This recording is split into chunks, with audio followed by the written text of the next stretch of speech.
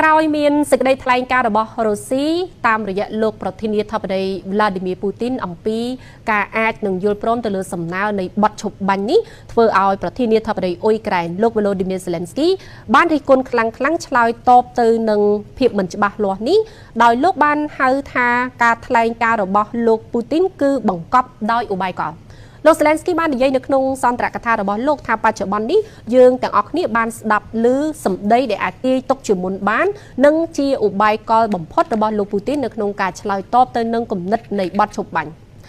លោក Putin បានអត្ថាធិប្បាយជាសាធារណៈលើកដំបូងស្ដីពីបទឈប់បាញ់រយៈពេល30ថ្ងៃដែលត្រូវបានស្នើឡើងដោយសហរដ្ឋអាមេរិកនិងគាំទ្រដោយអ៊ុយក្រែនថាលោកក៏គាំទ្រប៉ុន្តែបញ្ហាតានតឹងថាតើវាត្រូវដំណើរការដោយរបៀបណានោះនឹងត្រូវមានការជជែកពិភាក្សាបន្ថែមទៀតប្រិមត្តទស្សនិកជនពាក់ព័ន្ធជាមួយនឹងអ្វីដែលជាមន្ទិលសង្ស័យជុំវិញការលើកឡើងចំពោះសំណើបទឈប់បាញ់ថ្មីនេះរយៈពេល30ថ្ងៃជាសំណើដែលបានដាក់ក្រោយការជួបគ្នារវាងមន្ត្រីរបស់អ៊ុយក្រែននិងមន្ត្រីអាមេរិកនៅអារ៉ាប៊ីសាអូឌីតហើយការលើកឡើងហាក់ដូចជាមានការយល់ព្រមលឿននិងភ្លាមពីសំណាក់រុស្ស៊ីគឺលោកពូទីនថាតើវាមានអ្វីដែលនៅពីក្រោយនោះវាមានការចូលរួមបន្ថែមពីអ្នកតាមដានព្រឹត្តិការណ៍អន្តរជាតិរបស់ BTV ជួបជាមួយលោកចិនសារីមនិងលំអិតជូនបន្ថែម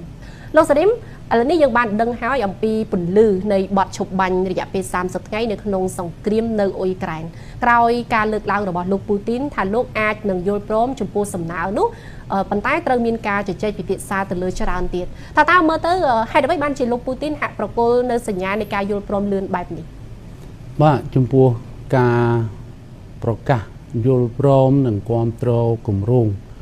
នៃបទឈប់បាញ់ដែលព្រៀងឡើងដោយសហរដ្ឋអាមេរិកពីសំណាក់លោកពូទីននេះ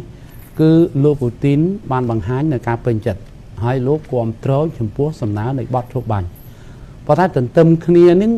បើមើលអំពីសម្ដីរបស់លោក Vladimir Putin ផ្ទាល់ប្រធានាធិបតីរបស់ប្រទេសរុស្ស៊ីដោយមានប្រធានាធិបតីរបស់ប្រទេស Belarus Alexander Lukashenko ជាអ្នកអង្គុយក្បែរផងនោះលោកពូទីនបានបញ្ជាក់ថាលោកគាំទ្រចំពោះសំណើនៃបទឈប់បាញ់ប៉ុន្តែលោកចង់សួរសំណួរជាច្រើនក្នុងនោះលោកពូទីនក៏ចោទសួរថាតើហេតុអ្វីតម្រូវឲ្យមានបទឈប់បាញ់ហើយតើបទឈប់បាញ់នេះអ៊ុយក្រែនចង់យកពេលនឹងធ្វើអ្វីខ្លះចង់យកពេលនឹងរៀបចំកងកម្លាំងយោធាសារថ្មីឬចង់យកពេលនេះ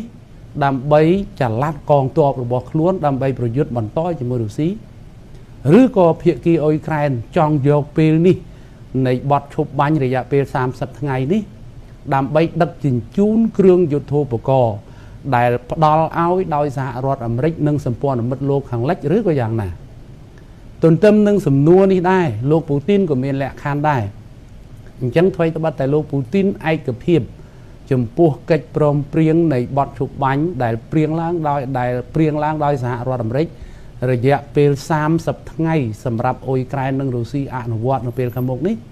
លោកពូទីនក៏ដាក់ជាលក្ខខណ្ឌច្រើនដែរក្នុងចំណោមលក្ខខណ្ឌនោះលោកពូទីនបានបញ្ជាក់ថាក្នុងអំឡុងពេលនៃបទឈប់បាញ់រយៈពេល30ថ្ងៃនេះអ៊ុយក្រែនមិនត្រូវរីអាមគឺមិនត្រូវរៀបចំកងកម្លាំងយោធារបស់ខ្លួនឡើងវិញទេក្នុងអំឡុងពេលនេះដែរអ៊ុយក្រែនក៏មិនត្រូវចល័តកងកម្លាំងយោធានិងគ្រឿងយុទ្ធោបករណ៍របស់ខ្លួននៅលើទឹកដីអ៊ុយក្រែនដែរហើយមិនតែប៉ុណ្ណោះទេអ៊ុយក្រែនក៏មិនត្រូវដឹកជញ្ជូនគ្រឿងយុទ្ធោបករណ៍ដែលជាអំណោយរបស់លោកខាងលិចដឹកនាំដោយសហរដ្ឋអាមេរិកចូលទៅក្នុងប្រទេសអ៊ុយក្រែនទាំងផ្លូវអាកាសផ្លូវគោកនិងផ្លូវទឹកដូច្នេះនេះជាលក្ខខណ្ឌ3ក្នុងចំណោមលក្ខខណ្ឌជាច្រើនដែលលោកពូទីនបានដាក់ចេញប៉ុន្តែលក្ខខណ្ឌដែលលោកពូទីនដាក់ចេញនេះមិនត្រូវបានកត់ត្រាឬសរសេរនៅក្នុងកិច្ចព្រមព្រៀងនៃបទឈប់បាញ់ទេគ្រាន់តែជាការលើកឡើងរបស់ប្រធានាធិបតីរុស្ស៊ីនេះតែប៉ុណ្ណោះចា៎ដូច្នេះការលើកឡើងចោទជាសំណួរនិងដាក់លក្ខខណ្ឌរបស់លោកពូទីននេះគេគាត់សម្គាល់ថាវាត្រូវចំចំណុចនៃការចង់បានរបស់សហរដ្ឋអាមេរិកនិងប្រទេសអ៊ុយក្រែនរួចជាស្រេចទៅហើយពីព្រោះសេចក្តីព្រៀងនៃបទឈប់បាញ់រយៈពេល30ថ្ងៃនេះបើតាមព័ត៌មានមិនច្បាស់ការថាអ៊ុយក្រែនគឺជាអ្នកដាក់ចេញផងអ៊ុយក្រែនជាអ្នករៀបចំយកទៅឲ្យអាមេរិកដើម្បីប្រកាស ថាជាគម្រោងរបស់សហរដ្ឋអាមេរិកតាមពិតគម្រោងរបស់ប្រទេសអ៊ុយក្រែនក្នុងរយៈពេលបទឈប់បាញ់30ថ្ងៃគឺអ៊ុយក្រែននឹងរៀបចំគ្រឿងយុទ្ធោបករណ៍កងទ័ពនិងដឹកជញ្ជូនជំនួយជាគ្រឿងយុទ្ធោបករណ៍ពីខាងក្រៅដើម្បីប្រយុទ្ធតទល់ជាមួយនឹងប្រទេសរុស្ស៊ីតទៅទៀតកាលណាដែលនៅពេលបច្ចុប្បន្ននេះកងកម្លាំងយោធារបស់ប្រទេសរុស្ស៊ីមានព្រៀបខ្លាំងមែនទែននៅលើសមរភូមិអញ្ចឹងហើយកាលណាប្រទេសរុស្ស៊ីមានព្រៀបខ្លាំងនៅលើសមរភូមិអ៊ុយក្រែនគ្មានទឹកមាត់ប្រៃក្នុងការនិយាយដាក់លក្ខខណ្ឌណាមួយទៅលើរុស្ស៊ីទេអញ្ចឹងហើយបានជាបទឈប់បាញ់30ថ្ងៃនេះវាជាឱកាសរបស់ប្រទេសអ៊ុយក្រែនប៉ុន្តែរុស្ស៊ីហាក់ដូចជាដឹងមុនដោយដាក់លក្ខខណ្ឌទៅលើចំណុចនេះរួចជាស្រេចអញ្ចឹងហើយបានជាលោកVolodymyr Zelensky ប្រធានាធិបតីរបស់ប្រទេសអ៊ុយក្រែនបានជំទាស់រួចជាស្រេចគ្រាន់តែលោកពូទីនដាក់លក្ខខណ្ឌបែបនេះគឺលោក Zelensky ជំទាស់រួចជាស្រេចថាលោកពូទីននិយាយចេញមកបង្កប់ដោយល្បិចកលដូច្នេះសរុបមកវិញលោកពូទីនទទួលយកលឿនក្នុងបទជប់បាញ់នេះក៏ដោយសារតែសំអាងទៅលើលក្ខខណ្ឌនិងសំណួរអមជាមួយនឹងការយល់ព្រមនេះដែរបាទឥឡូវនេះយើងឃើញបេសកជនរបស់អាមេរិកគឺបានទៅដល់ទីក្រុងមូស្គូហើយក៏ត្រៀមសម្រាប់ការជួបជាមួយលោកពូទីនក៏ដូចជាមន្ត្រីរបស់រុស្ស៊ីជាច្រើនទៀតដែរដើម្បីពិភាក្សាទៅលើសំណើបទឈប់បាញ់នេះលោកសេរីតើបញ្ហាធំអ្វីខ្លះដែលគេមើលឃើញថារុស្ស៊ីអាចនឹងលើកឡើងមកដាក់លើតុនៅក្នុងការជជែកជាមួយនឹងបេសកជនរបស់អាមេរិកនៅពេលនេះបាទព្រោះបញ្ហាធំនឹងមាន3ដែលប្រទេសរុស្ស៊ីទទួលចង់បានគឺការធានាសន្តិសុខរយៈពេលយូរឲ្យទៅខាងភាគីរុស្ស៊ីពីសំណាក់សហរដ្ឋអាមេរិកមានអង្គការ NATO ជាដើមនោះបន្ទាប់ពីបញ្ចប់សង្គ្រាម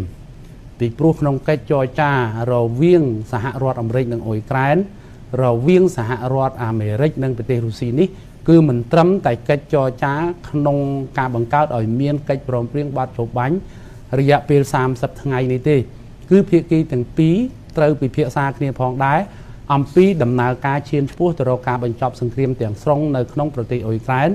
រវាងអ៊ុយក្រែននិងប្រទេសរុស្ស៊ីអញ្ចឹងលក្ខខណ្ឌទី1គឺរុស្ស៊ីទាមទារឲ្យមានការធានាសន្តិសុខលក្ខខណ្ឌទី2គឺអ៊ុយក្រែនត្រូវតែជាប្រទេសទំនាប់គេហៅតំបន់ទំនាប់សម្រាប់រុស្ស៊ីដោយមិនមានប្រទេសណាមួយមានឥទ្ធិពលខ្លាំងលើប្រទេសអ៊ុយក្រែនពាក់ព័ន្ធនឹងកងកម្លាំងយោធាទេហើយមួយទៀតរុស្ស៊ីក៏និយាយជាមួយភាគីអាមេរិកផងដែរពាក់ព័ន្ធទៅនឹងការមិនបង់ខាតក្នុងសង្គ្រាមអស់រយៈពេលជាង3ឆ្នាំកន្លងមកនេះពីព្រោះសង្គ្រាមជាង3ឆ្នាំកន្លងមកនេះធ្វើឲ្យបាត់ទៅកើតឡើងនៅក្នុងប្រទេសអ៊ុយក្រែនរវាងអ៊ុយក្រែននិងរុស្ស៊ីមែនប៉ុន្តែរុស្ស៊ីក៏ខាតបង់ច្រើនណាស់ដែរក្នុងសង្គ្រាមរយៈពេលជាង3ឆ្នាំនេះទាំងគ្រឿងយុទ្ធោបករណ៍ទាំងអាយុជីវិតកងកម្លាំងយោធារួមទាំងខាងផ្នែកហិរញ្ញវត្ថុថែមទៀតដូច្នេះរុស្ស៊ីនឹងទាមទារយកមកប៉ះប៉ូវនៅអ្វីដែលខ្លួនបងខាតក្នុងសង្គ្រាមរយៈពេលជាង3ឆ្នាំប៉ុន្តែលក្ខខណ្ឌដែលរុស្ស៊ីអាចនឹងទាមទារជាមួយសហរដ្ឋអាមេរិកនេះទំនងជាលក្ខខណ្ឌធ្ងន់ធ្ងរដែលភាគីសហរដ្ឋអាមេរិកក៏មិនអាចសម្រេចជំនួសប្រទេសអ៊ុយក្រែនបានដែរប៉ុន្តែទោះបីជាយ៉ាងណាក៏ដោយក៏ភាគីសហរដ្ឋអាមេរិកនៅតែប្រឹងប្រែងក្នុងការជួបពិភាក្សាគ្នាទាំងភាគីអ៊ុយក្រែនផងទាំងជាមួយភាគីប្រទេសរុស្ស៊ីផងដើម្បីរកចំណុចរួមមួយឈានឆ្ពោះទៅរកការបញ្ចប់សង្គ្រាមនៅក្នុងប្រទេសអ៊ុយក្រែនទៅតាមការចង់បានរបស់លោក Donald Trump ប្រធានាធិបតីរបស់សហរដ្ឋអាមេរិកនោះបាទខណៈដែលលោកពូទីនមានលក្ខខណ្ឌជាច្រើនសម្រាប់ការពិភាក្សាទៅលើសំណើបទឈប់បាញ់នេះថាតើអ្វីដែលជាចំណុចរួមគេមើលឃើញថាជាច្រកចេញដែលអាចទៅរួចសម្រាប់សំណើបទឈប់បាញ់រយៈពេល30ថ្ងៃនេះលោកសេរីមើលទៅបទឈប់បាញ់រយៈពេល30ថ្ងៃនេះបើថាច្រកណាដែលអាចចេញរួចនោះអាចចេញរួចលុះត្រាតែភាគីអ៊ុយក្រែនត្រូវធ្វើតាមលក្ខខណ្ឌចង់បានរបស់ខាងភាគីរុស្ស៊ីចា៎អញ្ចឹងបើសិនបើអ៊ុយក្រែនមិនធ្វើតាមទេនោះបទឈប់បាញ់មិនអាចធ្វើទៅបានទេហើយតែផ្ទុយទៅវិញប្រសិនបើអ៊ុយក្រែនធ្វើតាមលក្ខខណ្ឌដែលរុស្ស៊ីចង់បាននេះមានន័យថាបទឈប់បាញ់រយៈពេល30ថ្ងៃនេះមិនបានផ្ដល់ចំណេញអ្វីដល់អ៊ុយក្រែនដដែលមានន័យថាអ៊ុយក្រែនចង់យកពេល30ថ្ងៃនេះដើម្បីរៀបចំក្បួនទ័ពឡើងវិញរៀបចំគ្រឿងយុទ្ធោបករណ៍ឡើងវិញរៀបចំយុទ្ធសាស្ត្រសង្គ្រាមឡើងវិញក៏ចង់បានពេលវេលានេះដើម្បីដឹកជញ្ជូនគ្រឿងយុទ្ធោបករណ៍